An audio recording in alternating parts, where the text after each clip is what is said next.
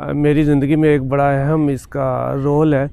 صبح جلدی اٹھنا اور فجر کی نماز، یہ بڑا اہم ہے، اور میرے ساتھ ایسے حادثات بھی ہوئے ہیں جو بڑا ریلیٹ کرتے ہیں اس معاملات میں۔ جب آپ لیٹ اٹھتے ہیں تو آپ کے پاس ٹائم نہیں بچتا۔ السلام علیکم ورحمۃ اللہ وبرکاتہ۔ بسم اللہ الرحمن الرحیم۔ جی آج بھٹی کی محفل میں خوش آمدید۔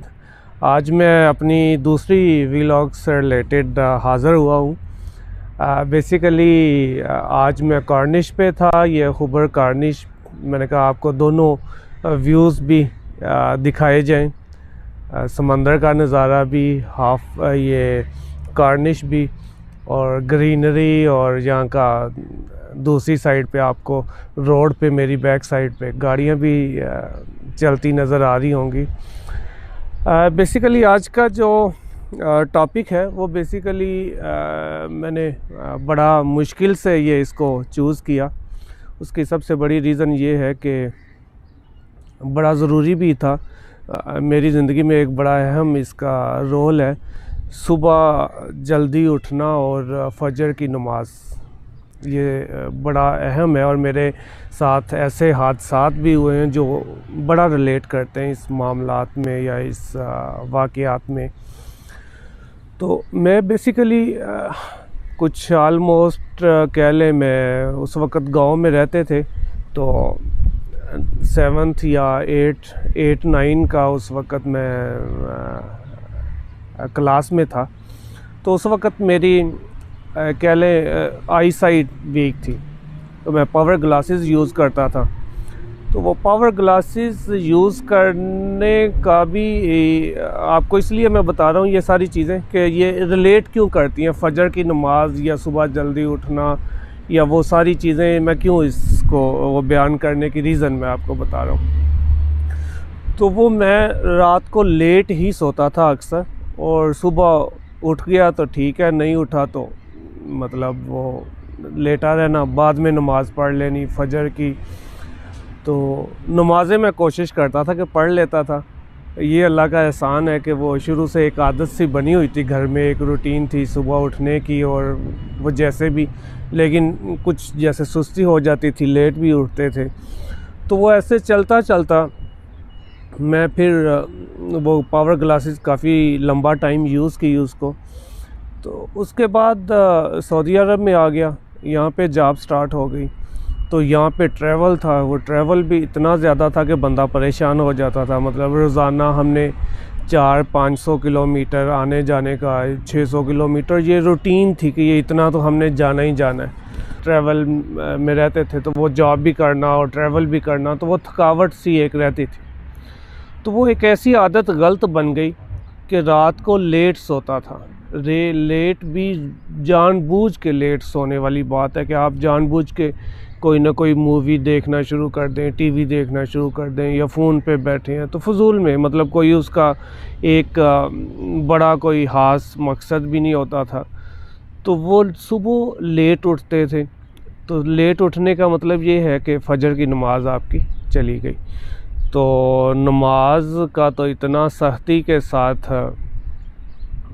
حکم ہے، فرض ہے، تو وہ آہستہ آہستہ چیزیں جب یہ زیادہ ہونا شروع ہو گئیں، تو ایون میرے جو آفس میں بھی میں نے بتایا تھا کہ آپ مجھے صبح تقریباً 7:30-8 بجے سے پہلے کوئی کال نہ کریں، میں جاب آپ کا جب مرضی کر دیا کروں، میں لیٹ آؤں، دور جاؤں، جب مرضی جاؤں، یہ میری ٹینشن ہے، لیکن مجھے کوئی جلدی نہ کال کیا کرے، کیونکہ میں لیٹ اٹھتا تھا تو لیٹ ہی جاب پہ جاتا تھا، تو اس لیے پھر لیٹ ہی آتا تھا، اکثر شام کے بعد آنا، شام کے وقت آنا یا لیٹ ہو جانا، تو وہ اتنا زیادہ مجھے پرابلم نہیں تھا۔ لیکن اس کے ساتھ ساتھ یہ چیزیں ہوئی کہ میں نے ریئلائز کیا کہ جب آپ کی فجر کی نماز رہ جاتی ہے تو آپ اس وقت ایک انسٹیبل کنڈیشن میں ہوتے ہیں۔ وہ انسٹیبل کنڈیشن ایسی ہوتی ہے کہ آپ کو کچھ پتہ نہیں ہوتا۔ جو یہ میرا پرسنل ایکسپیرینس ہے، میں بھی ہر ایک کے ساتھ نہ یہ چیزیں ہوں، لیکن یہ میرا پرسنل ایکسپیرینس ہے کہ جب میں نماز نہیں پڑھتا تھا تو انسٹیبل ہو جاتا تھا، اب دن میں کیا خرابی ہونی ہے یہ مجھے کوئی پتہ نہیں ہوتا تھا. کسی کے ساتھ غصہ ہو جانا, کوئی خدا نہ خواستہ گھر میں کوئی ایسی نقصان والی بات ہو جانی جو زیادہ تکلیف دہ ہوتی تھی, بچوں کا بیمار ہو جانا یا کچھ بھی ایسی. ایون میرے گاڑی کے 2-3 ایکسیڈنٹ بھی ہوئے اور اللہ نے مجھے بڑا بچایا اس میں. بڑے خطرناک ایکسیڈنٹ ہوئے. تو وہ کہنے کا مقصد ہے یہ ساری چیزیں میرے ساتھ اس وقت ہوئیں جب میں نماز چھوڑی, یا اس کو اتنا ایک پکی طرح سے یا ایک عادت یا ایک فرض سمجھ کے, یا اللہ کا ایک حکم یا اس کو فرض سمجھ کے اس طرح نہیں پڑھی. پڑھ لیا تو ٹھیک ہے, سورج نکل آیا تو بعد میں جب اٹھے پڑھ لی تو یہ بھی تھا. تو مطلب اٹھ کے پڑھ لی ہے تو ٹھیک ہے, فجر مطلب ٹائم پہ بھی پڑھ لی ہے تو وہ بھی ٹھیک ہے. تو اکثر گھر میں ہی پڑھتا تھا, نماز مسجد کے لیے کم ہی جاتے تھے, لیکن یہ تھا کہ ایٹ لیسٹ گھر میں یہ بھی اگر پڑھنی ہے تو اس کو فجر ٹائم کے اندر پڑھ لیا جائے. تو یہ چیزیں چلتی چلتی ایسی ہوئی کہ میرا ایکسیڈنٹ ہوا تو اس وقت بھی میں گھر میں نماز نہیں پڑھ کے نکلا تھا, نماز لیٹ پڑھ کے نکلا تھا. مطلب سورج نکل آیا تو اس وقت نماز پڑھی ہے. تو وہ نماز لیٹ پڑھنے کا مطلب یہ تھا, مجھے پتا تھا کہ میں نے اس فجر کو فجر کے ٹائم میں نہیں پڑھا. وہ جیسے بھی تھا میں الارم بند کر کے سو گیا, میری نیند کا جو ایشو تھا یا یہ ساری چیزیں وہ نہیں ہوئیں. تو اس دن ایکسیڈنٹ ہوا. تو وہ جب یہ چیزیں میرے ساتھ ہوئی تو میں نے ریئلائز کیا کہ فجر کی نماز بڑی ضروری ہے, جو حدیثوں میں بھی ہے اور آپ کی جو علماء اکرام جو ہیں وہ بھی بتاتے ہیں کہ آپ کی جو شیطان کے خلاف سب سے پہلی جنگ ہے وہ اگر آپ نے جیت لی تو آپ کے پاس باقی جو چیزیں ہوتی ہیں وہ تھوڑا سا ایزی ہو جاتی ہیں, بہتر ہو جاتی ہیں یا آسان ہو جاتی ہیں. تو اس طرح سے وہ میں لیٹ اٹھتا, لیٹ نماز پڑھتا اور اسی دن کوئی نہ کوئی اس طرح سے حادثہ ہونا, کوئی نہ کوئی نقصان ہونا, غصے میں لڑائی ہو جانا کسی سے یا کچھ بھی اس طرح سے معاملات چلتے گئے. پھر میں نے اس کو میرا کوئی تقریباً 6-7 سال پہلے میں نے ایک لیزک کا آپریشن کروایا پاکستان میں. تو اس سے میری پاور گلاسز کا جو معاملہ تھا نا وہ ختم ہو گیا. وہ لیزر ایک ٹریٹمنٹ ہے جس سے وہ آپ کی جو بلیک والا جو ایریا ہے اس کو پکڑ کے وہ 0 پہ ایڈجسٹ کر دیتے ہیں, تو پھر آپ کو وہ کسی پاور گلاسز کی ضرورت نہیں ہوتی. تو اللہ کا شکر ہے اس وقت سے ابھی تک تو بہترین چل رہا ہے, کوئی ایشو نہیں ہے. تو اس لیزک آپریشن سے یہ سب سے بڑا مجھے فائدہ ہوا کہ میری نیند بڑی اچھی ہو گئی. اچھی کا مطلب یہ ہے کہ میں تقریباً 9:30-10 بجے میرا سونے کی ایک عادت بن گئی, اور صبح جلدی جب آپ جلدی سو جاتے ہیں تو پھر ڈیفینیٹلی ایون آپ چاہتے بھی ہیں تو آپ جلدی اٹھ ہی جاتے ہیں جیسے تیسے بھی ہے. تو وہ ایک عادت نماز کی بھی تھی اور دل میں ایک دھڑکا سا لگا رہتا تھا کہ یہ نماز پڑھنی ہے. تو وہ اس طرح سے کرتے کرتے وہ عادت بہتر ہونا شروع ہو گئی. اس کے بعد بھی کبھی کبھار ایسا ہوا, مطلب پھر میرا ایک ایکسیڈنٹ ہوا. اس دن میں نماز تو پڑھ کے گیا ارلی مارننگ میں, فجر سے بلکہ پہلے اٹھا, نماز پڑھی, گھر سے نکلا, بڑا دور جانا تھا, سفر لمبا تھا. تو میں نے یہ تھا پلان کہ جاب کر کے تو واپس آ جاؤں. تو اس سفر میں لیکن میری سرکشی اس میں اللہ کے ساتھ ناراضگی زیادہ تھی, وہ میں آپ کو بیان نہیں کر سکتا. مجھے پتا تھا کہ میں اللہ کے ساتھ جنگ کر رہا ہوں, ٹریول بھی کر رہا ہوں, جنگ بھی کر رہا ہوں. تو وہ سرکشی میں وہ ایکسیڈنٹ ہوا. تو وہ میری اس دن کی فجر کی نماز کا ایشو نہیں تھا, لیکن اللہ کے ساتھ سرکشی تھی. بہرحال وہ میرا گناہ یا میری وہ مجھے, آپ کوئی بھی آپ فرض کریں, آپ کچھ بھی آپ کے ساتھ کوئی حادثہ ہوتا ہے یا کوئی معاملات ہوتے ہیں تو آپ ڈیفینیٹلی جب آپ اس کو سرچ کرتے ہیں تو کوئی نہ کوئی آپ کا وہ جو اللہ کے ساتھ کے معاملات ہیں وہ ڈسٹرب ہوتے ہیں. تو وہ اللہ شاید آپ کو ریکال کرتا ہے اس کے واپس اس کی طرف آنے کے لیے. تو بہرحال وہ ایک حادثہ ہوا, اللہ نے اس میں بھی بچا دیا. تو اس کے بعد اللہ کا احسان ہے, کافی فجر کی نماز بہتر ہوئی. اور کبھی کبھار ہو جاتا ہے ابھی بھی کچھ ایسا لیٹ سو جائیں یا کچھ ایسا کام ہے یا کوئی ایسا ایشو کبھی بعض دفعہ بن جاتا ہے، لیکن وہ روٹین اللہ کا شکر ہے ختم ہوئی کہ فجر کی نماز ایٹ لیسٹ اٹھ کے الارم لگایا ہو، آپ پڑھ کے سوئیں۔ تو میرا بیسیکلی یہ مقصد تھا، شاید آج کی ویڈیو تھوڑی لمبی بھی ہو جائے تو، لیکن آپ کو کوشش کروں گا گائیڈنس کرنے کی، یا آپ اپنے طور پر اس کو سرچ کریں یا اپنے آپ میں دیکھیں کہ یہ چیزیں آپ کو ڈسٹرب کرتی ہیں۔ تو جب میں نماز پڑھنا شروع ہوا تو معاملات بہتر بھی ہونا شروع ہوئے۔ تو جب آپ کسی بھی چیز کی عادت بناتے ہیں تو وہ عادت جلدی سے ختم نہیں ہوتی پھر آپ کی، تو جب اس عادت سے ہٹتے ہیں تو وہ آپ کو چھوٹی چھوٹی چیزوں سے آپ کو پھر واپس وہ اسی نیچر کی طرف آنا پڑتا ہے۔ تو میں بیسیکلی نماز کا اللہ کا شکر کہ وہ اللہ اتنی ہمت توفیق دیتا رہا صبح ٹائم پہ اٹھ جانا، تو وہ میں نے فیل کیا کہ جو ایک صبح کے ٹائم اور جلدی اٹھنا ہے نا، یہ بڑا ضروری بھی کیوں ہے۔ جب آپ لیٹ اٹھتے ہیں تو آپ کے پاس ٹائم نہیں بچتا۔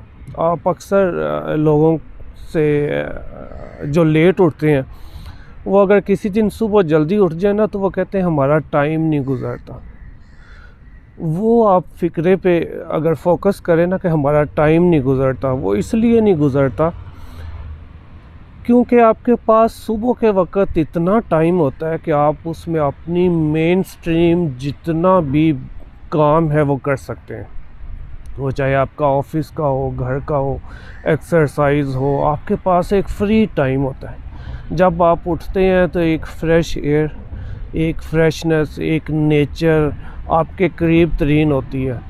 آپ نماز پڑھ کے ایکسرسائز کے لیے نکلیں، باہر نکلیں، کچھ بھی اپنا کام کریں، آپ کو فیل ہوگا کہ آپ ایک وہ ڈیفرنٹ سی لائف میں ایک آپ کا وقت گزرا، وہ آپ کو پرسکون بھی رکھتا ہے، اچھا بھی رکھتا ہے، فائدہ مند بھی ہے۔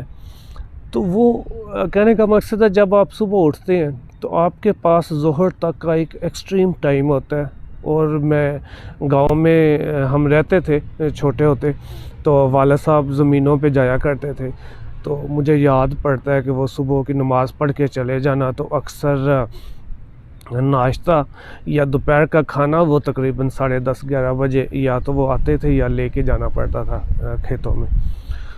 تو وہ ایک آپ مزدور کو بھی دیکھیں، ایک کھیتی باڑی کرنے والے کو بھی دیکھیں، جس کو بھی دیکھیں وہ صبح کے وقت ٹائم پہ اٹھا ہوتا ہے، فجر سے پہلے یا فجر کے ٹائم میں، تو اس کے بعد اس کے پاس ٹائم ہی ٹائم ہوتا ہے، وہ جتنا مرضی اپنا وہ ٹائم یوٹیلائز کر لیں۔ تو کہنے کا مقصد ہے آپ صبح جلدی اٹھیں، فجر کی نماز پڑھیں، یہ فرائض میں شامل ہے۔ جب تک آپ کوشش کریں، یہ میری ایک ایڈوائس ہے، کوشش کریں کہ آپ 10-15 دن نہ ریگولر اٹھیں فجر کے لیے، اور ٹیسٹ آپ جو کہتے ہیں نا نشہ ہوتا ہے کسی بھی چیز کا، آپ نشہ فیل کریں صبح کے وقت کا، صبح کے وقت کام کرنے کا، لیکن اس ٹائم کو ضائع نہ کریں۔ اکثر کیا ہوتا ہے کچھ لوگ اٹھتے ہیں تو وہ فجر پڑھتے ہیں، اس کے بعد فون لے کے بیٹھ جاتے ہیں، اکثر میرے ساتھ بھی ایسا ہوتا ہے ریگولر نہیں نکلا جاتا۔ لیکن اگر آپ اس موبائل والے ٹائم کو آپ یوٹیلائز کریں ایکسرسائز میں، باہر تھوڑی سی واک کریں، یا کچھ بھی ایسا کوئی جاب آپ کا فزیکل جاب ہے آپ وہ کریں، آپ کو فیل ہوگا کہ آپ کی صحت، آپ کی طبیعت، آپ کی نیچر آپ کو بڑا فریش رکھے گی۔ جب آپ وہ ہفتہ 10 دن یہ کر لیں گے، آپ صبح اٹھ کے نماز پڑھیں گے اور یہ والی ایکٹیویٹیز کریں گے، تو پھر آپ اپنی عادت دیکھیے گا۔ جب آپ لیٹ اٹھیں گے نا تو آپ کو فیل ہوگا کہ آپ نے زندگی میں وہ کیا ٹائم مس کر دیا جب آپ نہیں اٹھتے تھے صبح۔ یہ ایک دفعہ پلیز آپ ٹرائی کیجئے گا، 10-15 دن آپ نا صبح فجر کے وقت اٹھیں اور ٹرائی کریں کہ آپ اس وقت کو میکسیمم یوٹیلائز کریں، اور قرآن کو تھوڑا تھوڑا سا پڑھا کریں۔ قرآن اگر آپ کو زیادہ مشکل لگتا ہے پڑھنا تو اتنا مشکل نہیں ہے. بہرحال میں اس لیے کہہ رہا ہوں کہ کچھ لوگ ایسا چھوڑتے ہیں کہ وہ پھر پڑھتے ہی نہیں, بچپن میں پڑھا تو پھر ساری زندگی اس کو ہاتھ ہی نہیں لگاتے. قرآن کو تھوڑا سا پڑھیں, نہیں تو حدیثیں آپ کے پاس اردو میں اویلیبل ہوتی ہیں, اس کو کوئی نہ کوئی روزانہ 2-3 حدیث پڑھ لیا کریں, دعا کوئی نہ کوئی اس طرح سے پڑھ لیا کریں, صبح کے اذکار ہیں وہ کر لیا کریں. تو اگر آپ واک کر لیں گے تو یہ آپ کو اگر یاد ہوں گے تو صبح کے اذکار وغیرہ دعائیں تو وہ آپ ساتھ ساتھ پڑھتے رہیں, وہ آپ واک بھی ہوتی رہے گی, آپ کی عبادت بھی ہوتی رہے گی, وہ سارا ایک سلسلہ چلتا رہے گا. تو اب یہ تھا کہ صبح اٹھ کے تو آپ کے پاس ایک مین اور یہ بھی تھا کہ سیکنڈ آپ کو یہ بھی بتانا تھا کہ صبح اٹھ کے کچھ لوگ کہتے ہیں جی ناشتے کو دل نہیں کرتا. آپ صبح کے لیے اٹھیں, نماز پڑھیں, اس کے بعد جائیں.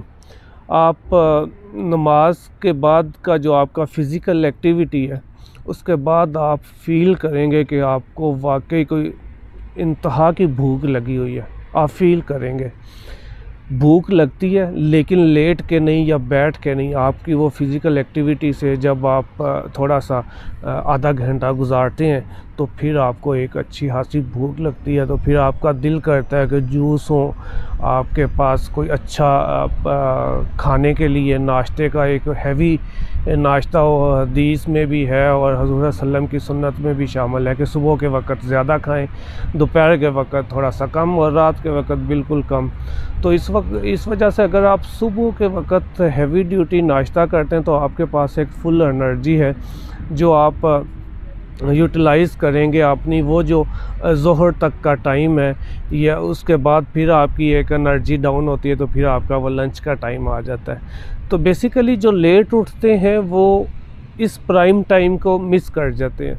جب وہ اٹھے ہوتے ہیں تو آپ کی جو فریشنس نیچر کی ہوتی ہے وہ مس کر گئے ہوتے ہیں. اب جب اٹھتے ہیں تو آدھا دن بھی آپ کا آلموسٹ ختم ہو چکا ہوتا ہے. تو اس کے بعد ایک ایسی بھاگ دوڑ ہوتی ہے کہ وہ گھر کا کام ہے یا یہ کرنا ہے وہ کرنا ہے, یا آپ کو سمجھ ہی نہیں آ رہی ہوتی چیزیں. تو آپ وہ جو ایک سکون, ایک خاموشی, ایک نیچر کی جو پیار اور محبت ہے وہ آپ ساری کھو کے تو ایک عجیب سی زندگی میں چلے جاتے ہیں. آپ ایسے اٹھتے ہیں, بھاگ دوڑ لگی ہے, نہ نمازوں کی ہوش ہوتی ہے, نہ آپ کو کسی اور ایسی کام کی یا خدمت کی یا دعاؤں کی, وہ آپ آلریڈی سو کے سارا ٹائم گزار چکے ہوتے ہیں.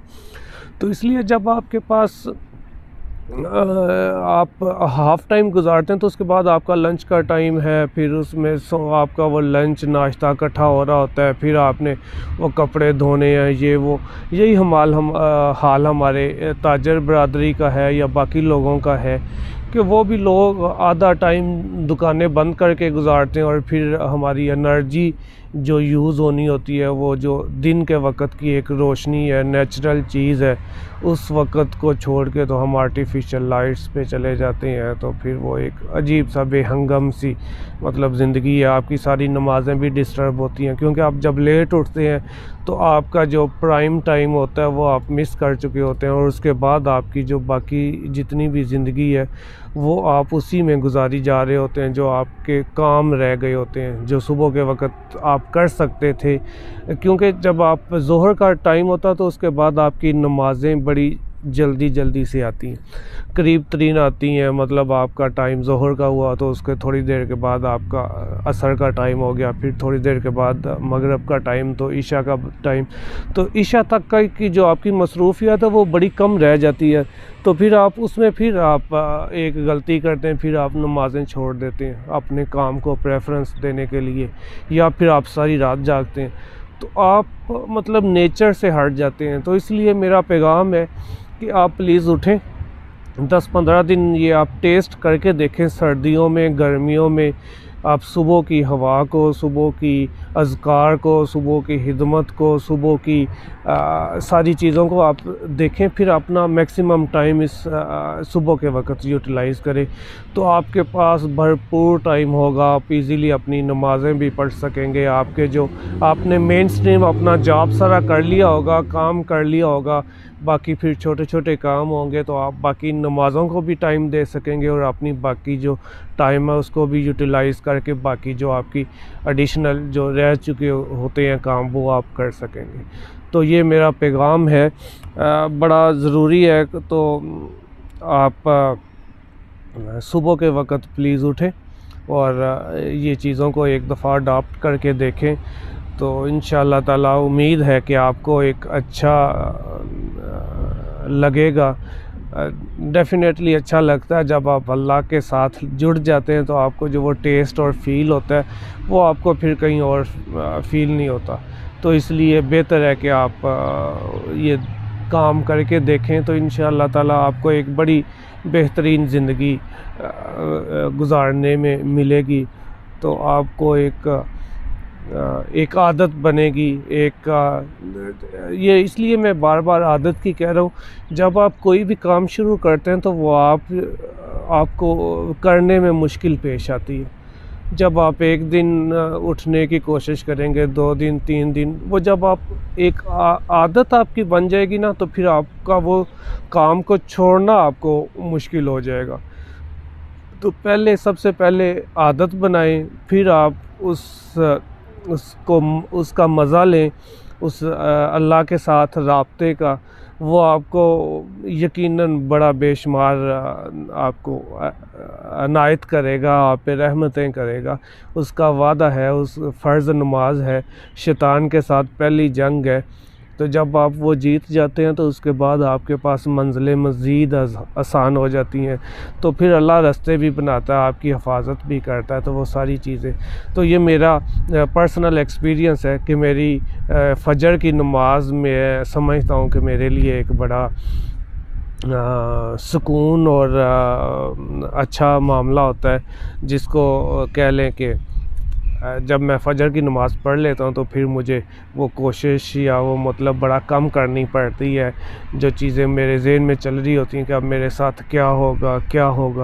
اگر نہ پڑھیں تو وہ ہر وقت آپ کو میرے ذہن میں رہتا ہے کہ اب پتہ نہیں کیا ہوگا، جو فجر کی نماز کا مجھے نہ پڑھنے کی وجہ سے مجھے نقصان ہونا ہے یا سزا ملنی ہے۔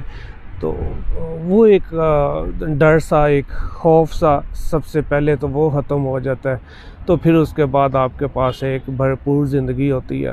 آپ صبح کے وقت جائیں، یوٹیلائز کریں۔ تو اکثر کیونکہ میں ٹریول کرتا ہوں تو میں صبح کی نماز پڑھ کے اکثر صبح کے وقت ناشتہ کیا اور اسی وقت جاب پہ چلا گیا، تو 2-3 بجے تک، 1:30 بجے تک، 3-4 بجے تک گھر واپس آ جاتے ہیں۔ تو اس کے بعد آپ کے پاس ٹائم ہی ٹائم ہوتا ہے، آپ نے مطلب آپ ٹی وی دیکھیں، کوئی انٹرٹینمنٹ کا ہے، آپ بچوں کے ساتھ، فیملی کے ساتھ اپنا ٹائم سپینڈ کریں۔ تو بہت بہت شکریہ جی، آج کی ویڈیو تھوڑی لمبی ہو گئی، لیکن بتانے کا مقصد یہ تھا کہ نیچر اور اللہ اور نیچر کے قریب جائیں، تو انشاءاللہ تعالیٰ زندگی اور منزلیں بڑی آسان ہو جائیں گی اور بڑی خوبصورت زندگی ہوگی۔ آپ انشاءاللہ تعالیٰ یہ ٹیسٹ کر کے دیکھیں، آپ کو یہ ٹیسٹ فیل ہوگا تو آپ ضرور میرے ساتھ بھی شیئر کیجئے گا کہ یہ واقعی یہ چیزیں حقیقت میں ہیں اور یہ ہر کسی کے ساتھ ہوتی ہیں۔ بس یہ احساس اور فیل کرنے کی ضرورت ہے کہ آپ اچھا کر کے تو آپ کے ساتھ کیا اچھائی ہو رہی ہے، اور جب آپ برا کرتے ہیں تو آپ کے ساتھ کیا برا ہو رہا ہے۔ تو اگر پھر بھی اللہ کی طرف سے کوئی آزمائش ہے تو اس کے لیے ہم دعا کر سکتے ہیں کہ اللہ وہ آزمائشیں ہم سے دور کرے اور ہمارے لیے خیر و برکت اور ہمارے پر اتنا ہی بوجھ ڈالے جتنا ہم برداشت کر سکتے ہیں، اور ہمارے لیے منزلیں دنیا کی بھی اور آخرت کی بھی آسان کرے۔ تو بہت بہت شکریہ جی، زندگی رہی تو پھر ملاقات ہوگی۔ السلام علیکم ورحمۃ اللہ وبرکاتہ۔